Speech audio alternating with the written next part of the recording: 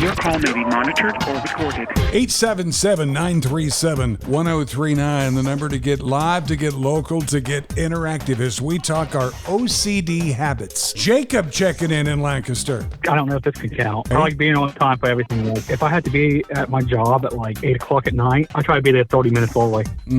Ever do time in the military? Because they say on time is 15 minutes early, and if you're on time, you're late. No, and then all in the military. My grandparents, my parents taught me that. That's good upbringing. Let's go to Aaron in Zanesville. What you got, man? I keep my money counted, and I have in like $1 bills and $20 increments. If they're facing one direction, they're $20. If it's facing another direction, it's less than $20. I keep my money counted. Ooh. I keep $5 in quarters in my pocket and 5 dimes in my pocket. Now, do you know exactly how much money you have in your wallet right now? Pretty much most of the time, I can tell you how much I got in my pocket. When I go out for the evening, I put the same amount of money in my pocket. That way, when I come home, I know how much I spent. How much do you put in your pocket? Well, it depends where I'm going. If I'm playing cards, I put a little more money in my pocket. If I'm going to the bar, I don't need as much. So, How much do you put in your pocket if you're playing cards? usually about $100 plus about 20 or 30 ones. So do you have 20 in ones that are all heads up? Is that what it is? And then after that, they're upside down? Yeah, so if they're facing one direction, they're counted, in 20s. If they're facing the other direction, they're either uncounted or it's less than 20.